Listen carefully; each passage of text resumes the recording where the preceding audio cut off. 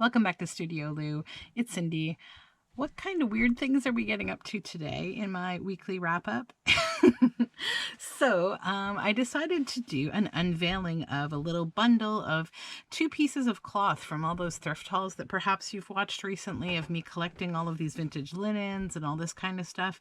So today I decided to do a couple of little pieces of cloth, eco-dyed in black walnut tannin that I made myself from my black walnuts. If you follow me on Instagram, you'll see me post a little bit about that recently. And I am printing red mulberry leaves that have these really interesting shape, oak leaves, and marigolds. I don't have an example there inside here. You will see them. So let's go ahead and open this up. The tie on this one is this piece of yarn. Actually, it broke when I was doing this because it's a little old. I use these until they are just not able to be used anymore because, you know, we like to recycle things here and as much as possible. Okay, let's see. This will unwrap sort of. This might be a process today. Let's see. I'm probably going to cut this one because it's a little old anyways. I've used it a few times, but I do like to try a few times to use them. Okay, yeah, let's just cut this one. It got super tight, so here we go. This is just t-shirt yarn, so it's not super hard to get or anything. All right. Oh, geez. There we go.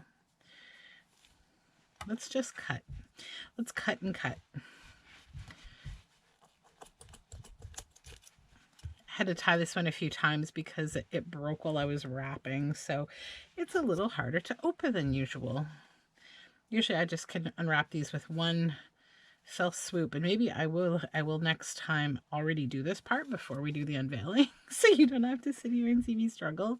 But it's been a little while since I made a video. I've just been really busy this week. I am gearing up, just so everybody knows, that we will be having our little vacation for the next 2 weeks beginning this weekend, and so my videos will probably be non-existent. Maybe I'll be able to shoot a little bit. I don't know. I'll bring my camera. I'll see what I can do to upload there. I don't know what the signal will be like. I also think that I will be working on some creative stuff, but it won't be this kind of video where I'm like showing you a whole lot, maybe some shots of nature and things like that. I'm planning to go foraging and might make some mushroom dye, I'm definitely planning to do some botanical printing while I'm there of plants that I don't come across here.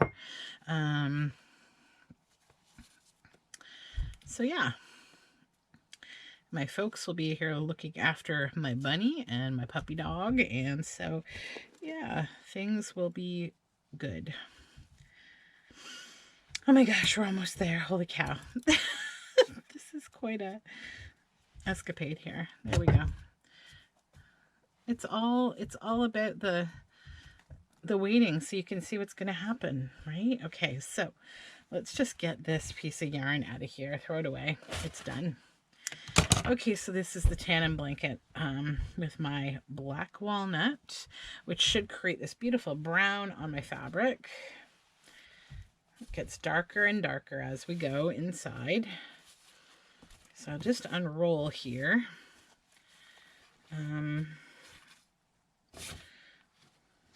These are really dark prints, which I'm very excited about. I haven't printed black walnut before, so this is all an experiment for my experimentation journal. Wow, this is really dark. Holy cow, holy. Okay. Hey there, sorry about that. I somehow got cut off after the eco printing reveal segment. I don't know if you saw all of it, but I will figure that out in editing. Of course, things have to go awry, you know, while I'm trying to get ready to go away. It's just the way things go. Anyways, so I next will show you my tags for the Annbrooke 52 Tags Handmade Challenge. I forget what week we're on. It's either 33, 34, or 34, 35, I think. This was the first week anyhow, and it was to stitch a cup. So what I did was I stitched Time for a Cuppa on some nice green distressed fabric. I added the organza as like a tablecloth that the cup would be sitting on, and I depicted a little mushroom mug here with a little tea bag hanging out and some nice stitching for the tea, a little handle there. So that's that one. And then the next one is to use 3 buttons and some precious fabric. So I added some ribbons and some fabric here, and then 3 vintage buttons, these really fun ones. And the precious fabric in back is this, it's actually silk from my daughter's Alice in Wonderland baby dress. And I wanted to kind of use some of it to, you know, keep that memory. And it's a really beautiful fabric, so I'm happy I get to use it in this project. Then my book outlet order came this week, which is my favorite Canadian book discounting place. It's sort of close to Niagara Falls, but they sell online and they ship, and you can get free shipping once you get to a certain, you know, amount spent. So yeah, I got this book, which I've been like really wanting for a long time. It's called Craft the Seasons by Nathalie Lette. And it's really interesting because, you know, she has this book and she has another book that's just kind of, I think more just the visuals. This one's actually, it's sort of for paper crafting. So there's a lot of things that you can cut out in here, like journal cards that you can use, and little fussy cutting things, and full pages and journal pages, envelopes. It's totally full of things you can use in ephemera. So it's a really beautiful book. She is one of my favorite kind of modern, like fine craft art kind of people right now. I really think that her work is really charming. I recently was working on, if you're following my project, the blanket, the imagination blanket that I'm stitching, I recently stitched her owl onto it, and I'm working towards starting the cat. So yeah, that's another project that I've got to get on. I know I'm a little bit late with that one, but I'm doing about a million things at once right now because that's just my style. So anyways, I also got this Creative Folk Art and Beyond. So you might be aware that I'm currently kind of collecting and working on things for a really nice folk art journal. So this was a bit of kind of prep toward that. So this book is really nice because it's like they give you these, you can practice sort of drawing and creating your own folk art. Like stylistic kind of, you know, hygge kind of folk art. So it's pretty cool. Then the last book I got is Mending Matters. I've wanted this book for a while. It's by Katrina Rodabow. And it's a really nice book on, you know, things like slow stitching, visible mending. And I already do a lot of this, but it's just like these kind of things just, I don't know, they get my mind working and they give me cool ideas. You know, like patching your jeans up like this is really fun. Makes me think about like how I could have used this information when I was younger, and like a patch was so embarrassing, you know, as a teenager. You would never like wear something once it got torn or something. Nowadays it's the style, so people are getting slightly smarter and more environmental. Also,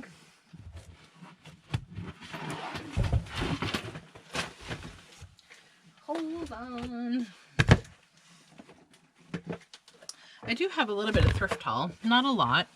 But my local Mission thrift store was having a half price sale on like their, oh my gosh, these books are precious books. So I decided to get these two because I really liked them. So this one was half price from $8 to $4. It is Dinna Forget by Edwin Osgood Grover, and it's from 1924. And it's just this little sweet book.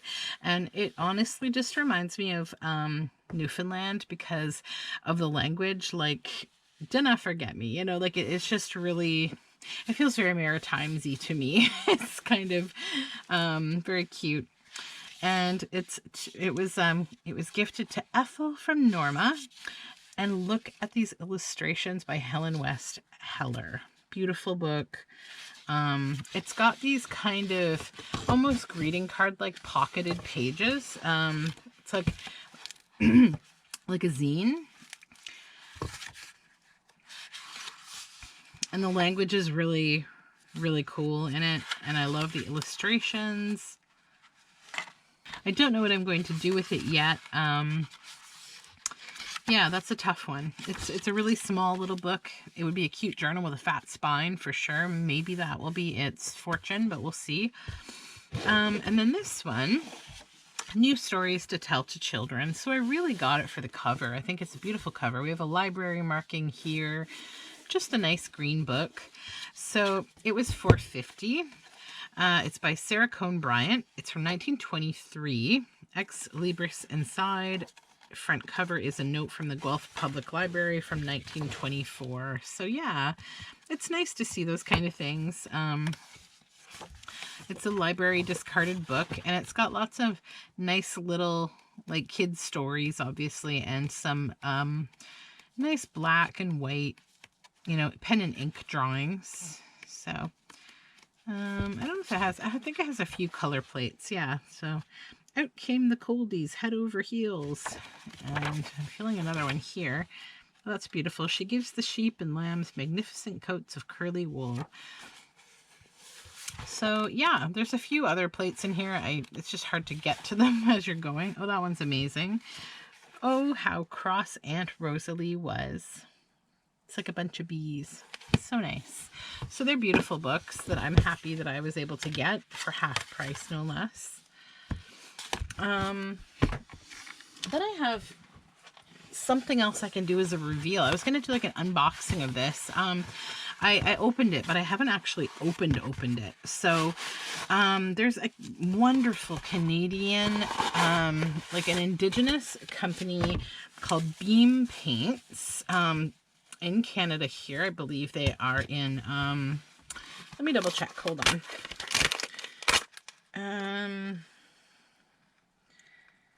Michigan, Ontario. So they make beautiful paint. So they make watercolor and gouache paints. And so they send you this really nice hand-painted bag. And inside you get a little note and something else in here. Oh, and a little sample of their paint. So it says, thank you for supporting Indigenous family business. The paints you have just purchased are made with local Manitoulin honey, wild crafted tree sap, hand gathered, washed and sifted Manitoulin stone, and the finest light fast pigments. We strive to be a plastic free company, and we make all our packaging either hand cut and sanded reclaimed white cedar and birch or wrappers, hand painted in shop with plant-based inks and wax with local beeswax. Use code MIGWETCH for 10% off your next order. To see our process and mini tutorials, visit Instagram at Beam Paints. They're Beam Paints on Instagram or beampaints.com. And then they send you this little piece of watercolor paper, and it says handmade, light, fast, artist quality pigments. Be safe, don't eat the paint, plastic free. And there's some beautiful rusty red. That's a nice little sample. So this is the Northern Lights collection. I saw they had a sale, and this was one of those, like, I saw it, I clicked, I'm bad, you know me. So this is mica gold, accents shell, Sheikby beach sand, Chimicum. I'm not gonna pronounce this properly. Sadly, I don't understand enough of their language to be able to, you know, do it any justice, but the respect is obviously there. Glacial Stream, Wet Grizzly, wintry night. But I do appreciate them giving us the languages here. You know, it's so important to preserve Indigenous language. So yeah, so this is wrapped in a beautiful, what feels like a fabric in this indigo color. So let's open it on up. And I believe it will contain about 6 paint stones. Yeah, it feels like a little piece of like wax wrap, like those wax wrap fabrics. I think that's exactly what it is, actually. Oh my goodness. Look at these beautiful, oh, look at this one. I don't know if you guys can see the iridescence of this, but it makes me unbelievably happy. Oh my gosh. So, see, there are these little stones of paint, and they are really beautifully hand wrapped, and then they have another piece of like a waxed fabric that ties them closed. Oh, they're just gorgeous. That's just beautiful. This is my favorite already. I'm like, what is this beautiful color? These 2 golds and a silver, just amazing, amazing. So yeah, I'm really stoked about having these. I can't wait to give them a try. I probably will bring them along with my other watercolors that I will have on my vacation, because I'm going to try to do a little bit of painting. I've got all these different things that I need to work on, and I'm trying to kind of organize myself enough to know what to bring. It's always a little hard to choose because I've got a lot of fun projects on the go. But the truth of the matter is I'm more than likely going to spend the majority of my time in the water with the kids and just having fun. So that is my beautiful beam paints. Then another awesome Canadian company. I got this months ago and I'm just showing it to you now. I've been so busy. So Maiwa is another British Columbia based company, and they are all about everything natural dye related. So this is their indigo kit. So this year I didn't get to grow like a major dye garden. Like I didn't get to grow indigo. I've just been like too busy with other things, and also we're trying to just get stuff ready to prepare to move. Like we're working on a million things and I just don't have time. So this is a kit for doing your own indigo dyeing. It is natural indigo from India, indigo chips from Living Blue Project in Bangladesh. You can read at the maiwa.com at their website about all the good work that they do, the communities that they support. Another great company. So there is calx, fructose, calcium. Calx is like lime essentially, ferrous sulfate, which is an iron, thiox, and 20 pH strips. So they also give you instructions on how to do this. So let's just open it on up and see, take a look at the kit. So yeah, how beautiful. How to dye with indigo. They give you this nice big booklet. So the cool thing about indigo is it doesn't turn blue until it gets hit by the oxygen. So it starts out green, and then once it gets in the oxygen, then that's when all the magic happens. So it's a really fun magical process. Like, so all of your chemicals, your natural kind of chemicals, come in these containers. Some are plastic clear and some are white plastic. So this is the ferrous sulfate, that's the iron for the process. Then these are the natural indigo chips, which make me so happy. Oh my gosh, they're beautiful. And then this is the indigo, so you get a lot of indigo. These will be, this is the Thoria oxide, it's color remover. So you've probably seen indigo fabric that it's got bits of white here and there on it in different patterns. Here's your pH strips. They're in a little glass bottle. Fructose, and the nice thing is, like, they explain to you what these things do, so it helps you to understand like how this process works. Fructose, or fruit sugar, is used as a reducing agent in the natural indigo vat. Sucrose, or table sugar, is 50% fructose and 50% glucose. So they teach you a little bit. They give you, you know, good instructions on handling and how to be careful. And then here's the calx. So as mentioned, it's calcium hydroxide. It's a mild alkali used to give nori paste body and act acts as a preservative, also used with indigo vats. So that's a really great kit. They had a nice sale a while ago that I took advantage of, which they do sometimes. And every time you get something from them, I also ordered a bunch of things for my botanical printing. You will just love opening the box, I promise. It's like you open the box, you see this beautiful booklet that they've put together on their business with all these pictures of all of these great, you know, communities that they support, and you just feel good about it. And it's nice because it's mostly things that are from this earth, that are natural, and you can do a lot of amazing work with them. Outside of that, this is the only other thing that I've done. So if you follow me on Instagram or on Etsy, you've probably seen this yarn in my shop. So I just finished spinning it up. I called it Lumiere, and it is just really comfy, cozy, squishy, soft, and lovable. And it's got a lot of beautiful gold in it, lots of little sheepy locks, and they are Wensleydale. First clip, actually, I got these from a show that I went to a couple of years ago, actually. I am making my way through my fiber stash and trying to spin whenever possible. But, you know, I've kind of fallen in love with making books, and so now my time is shared. My art making time is shared between fiber and paper, so I'm not doing as much spinning, but I'm getting back to it a little bit. I'm thinking about bringing my spinning wheel with me on vacation, but I haven't decided yet. I have to put together the whole picture of everything I plan to do. It's kind of crazy.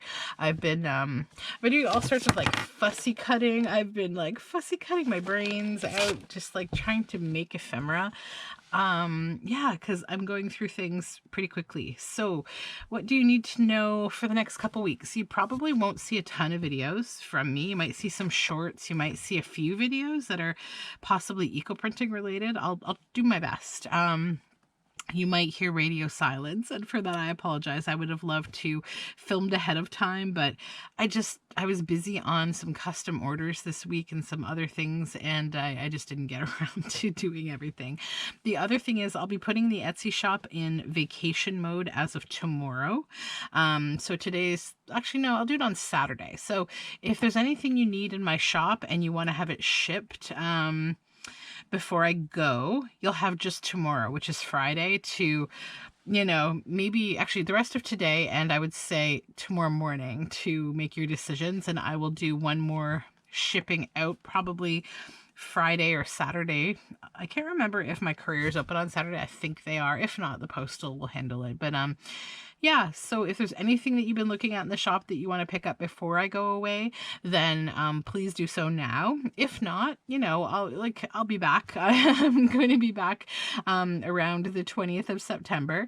I will reopen everything probably a day or so before that, maybe 2 to 3 days, because I usually give myself a day to 3 are allowed to ship, even though I typically pack your order up just as soon as you order it, because I'm excited to just kind of go and get it on its way to you. So anyways, that's what is going on with me. So thank you for hanging out. Thank you to all my new subscribers. It's been nice to see the numbers kind of going up, knowing that I'm like here to talk to more of you. It's kind of fun.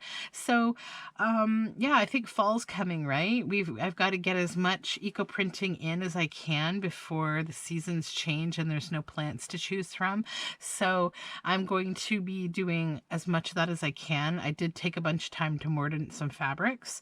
So yeah, there will be some of that content coming up, and I will be working on journals. I am doing a design project for another artist that I'm currently courting to be part of the design team. We'll see how that works, but I've got something beautiful that I'm making with one of their kits, so you'll get to see that soon. Hopefully you enjoyed the Green Witch journal that I just made for Release the Craftin. It's already taken its flight from my home to its new home, but just a beautiful, beautiful kit, and I really loved making that journal. And I have a really fun Halloween project coming up, so Yeah, I feel like I'm just kind of rambling now, but it's like I feel like I'm saying goodbye to you all and just, kind of giving you those final little hugs and stuff and tucking in your, your collars and things before I leave you all for a little while. So I hope you have a really nice couple of weeks if we don't get to chat. And yeah, have fun, get outside, enjoy the last bit of summer, and start to think about cozy things because fall is coming, and I hope you're safe and sound. And thanks for watching. Have a great day. Bye for now.